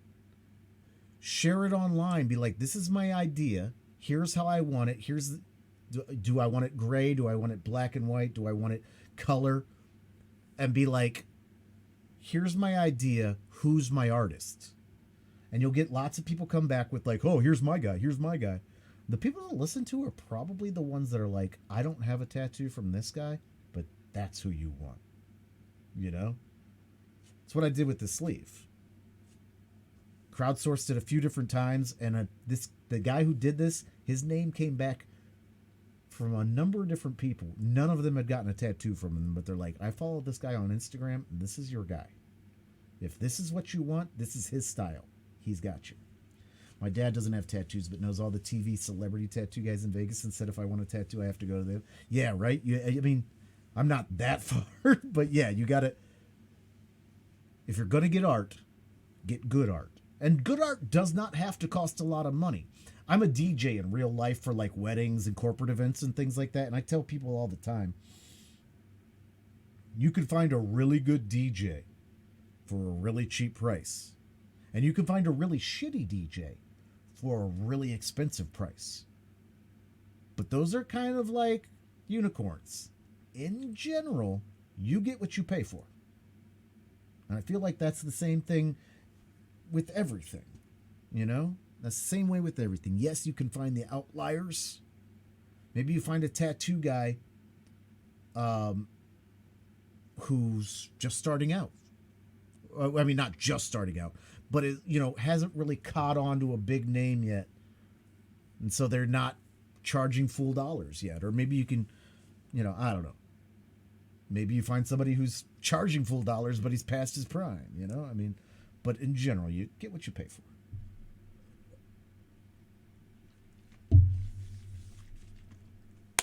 All right, let's get back to it. We're almost done. We got just a few pages left.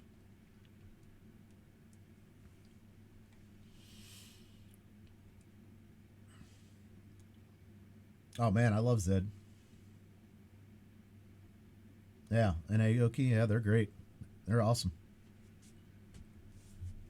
Zed is a straight vibe, man. All right.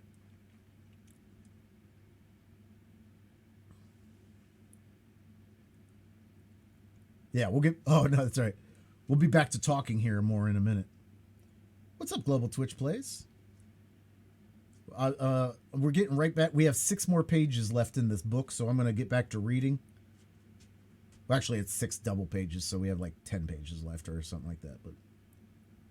But get comfy here, and then I'll be back to talking to everybody again. So they hear the mutineers in the background. Right you are, sir, replied Silver, and precious little odds which to you and me. I suppose you would hardly ask me to call you a humane man, returned the doctor with a sneer, and so my feelings may surprise you, Master Silver. But if I were sure they were raving, as I am morally certain one at least of them is down with fever, I should leave this camp, and at whatever risk to my own carcass, take them the assistance of my skill. Ask your pardon, sir, you would be very wrong, quoth Silver. You would lose your precious life, and you may lay to that. I'm on your side now, hand in glove, and I shouldn't wish for us to see the party weakened. I let alone yourself, seeing as I know what I owes you. But these men down here, they couldn't keep their word, no, not supposing they wished you. And what's more, they couldn't believe you as I could. No, said the doctor, you're the man to keep your word, we know that. Well, that was about the only last news we had of the three pirates. Only once we heard a gunshot a great way off and supposed them to be hunting. A council was held as it was decided that we must desert them on the island, to the huge glee, I must say, of Ben Gunn, and with the strong approval of Gray. We left a good stock of powder and shot, the bulk of the salt goat, a few medicines, and some other necessaries, tools, clothing, a spare sail, a fathom or two of rope, and, by a particular desire of the doctor, a handsome present of tobacco. That was about our last doing on the island. Before that, we had got the treasure stowed and had shipped enough water and the remainder of goat meat in case of distress. And at last, one fine morning, we weighed anchor, which was about all we could manage, and stood out of North Inlet, the same colors flying that the captain had flown and fought under at the Palisade. The three fellows must have been watching us closer than we thought, for as soon as we had proved for coming through the Narrows, we had to lie very near the southern point, and then we saw all three of them kneeling together on a spit of sand with their arms raised in supplication. It went to all our hearts, I think, to leave them in that wretched state, but we could not risk another mutiny, and to take them home for the gibbet would have been a cruel sort of kindness. The doctor hailed them and told them of the stores we had left and where they were to find them, but they continued to call us by name and appeal to us for God's sake to be merciful and not leave them to die in such a place. At last, seeing the ship still bore on her course, as was now swiftly drawing out of earshot, one of them, I know not which it was, leapt to his feet with a hoarse cry, whipped his musket to his shoulder, and sent a shot whistling over Silver's head and through the mainsail. After that, we kept under cover of the bulwarks, and when next I look out, they had disappeared from the spit, and the spit itself had almost melted out of sight in the growing distance. That was, at least, the end of that. And before noon, to my inexpressible joy, the highest rock of Treasure Island had sunk into the blue round of sea. We were so short of men that every one of us on board had to bear a hand, only the captain lying on a mattress in the stern and giving his orders, for, though greatly recovered, he was still in want of quiet. We laid our head for the nearest port in Spanish America, for we could not risk the voyage home without fresh hands. And as it was, what with the baffling winds and a couple of fresh gales, we were all worn out before we reached it. It was just at sundown when we cast anchor in a most beautiful landlocked gulf and were immediately surrounded by shore boats full of Negroes and Mexican Indians and half-bloods. It's a very dated book, guys. Selling fruits and vegetables and offering to dive for bits of money.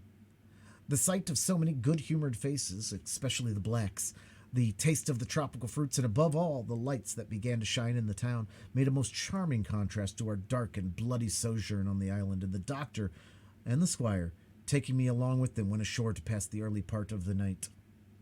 Here they met the captain of an English man of war, fell in talk with him, went on board his ship, and in short, had so agreeable a time the day was breaking when we came alongside the Hispaniola. Ben Gunn was on the deck alone, and as soon as we came on board, he began with wonderful contortions to make to us a confession. Silver was gone. The Maroon had connived his escape in a shore boat some hours ago, and now assured to us that he had only done so to preserve our lives, which would certainly have been forfeit if that man with the one leg had stayed aboard. But this was not all. The sea cook had not gone empty-handed. He had cut through a bulkhead. Us black folks still on ship. Yeah, this was the late 1800s. This was, Only white people would like time machines. Unless you go way far back. And then no humans would like it, really. All right, Kerr gets the marbles win. 67 points. I got 55. We're going to run it back one more time. We're on the last couple pages, though. Play to play.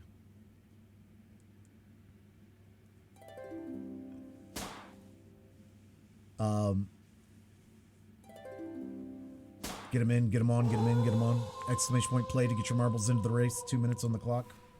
Let's finish this book.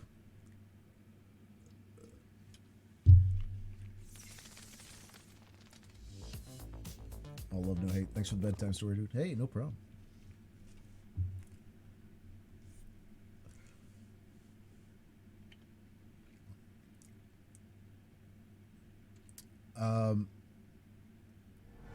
Seacook had not gone empty-handed. He had cut through a bulkhead unobserved and had removed one of the sacks of coin worth perhaps 300 or 400 guineas to help him on his further wanderings. I think we were all pleased to be so cheaply quit of him. Well, to make a long story short, we got a few hands on board, made a good cruise home, and as the Hispaniola reached Bristol, just as Mr. Blandley was beginning to think of fitting out her consort, 5 men only of those who had sailed returned with her. Drink and the devil had done for the rest. With a vengeance. Although, to be sure, we were not quite in so bad a case as that other ship they sang about. With 1 man of her crew alive, what put to sea with 75? All of us had an ample share of the treasure and used it wisely or foolishly, according to our natures. Captain Smollett is now retired from the sea. Gray not only saved his money, but being suddenly smit with the desire to rise, also studied his profession, and he is now mate and part owner of a fine, full-rigged ship, married besides, and a father of a family. As for Ben Gunn, he got £1,000, which he spent or lost in 3 weeks, or to be more exact, in 19 days, for he was back begging on the 20th.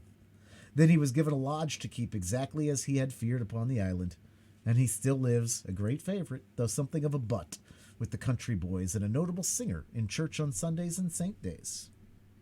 Of Silver we heard no more.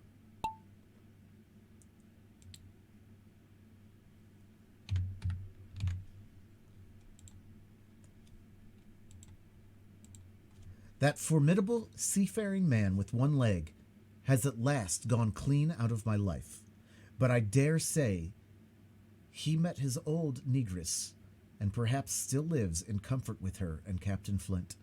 It is hoped so, I suppose, for his chances of comfort in another world are very small. The bar silver and the arms still lie, for all that I know, where Flint buried them. The coin is appreciated. The bar silver and arms still lie, for all that I know, where Flint buried them, and certainly they shall lie there for me. Oxen and wains ropes would not bring me back again to that accursed island, and the worst dreams that I have are when I hear the surf booming all about its coasts, or start upright in bed with the sharp voice of Captain Flint still ringing in my ears. Pieces of 8! Pieces of 8! The end.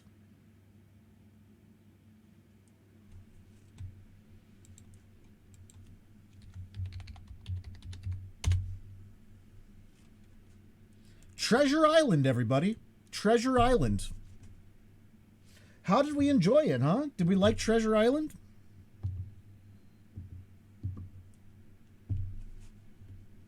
That's right. Treasure Island. Met and met. Next week, we will... Right? Duty is duty, to be sure.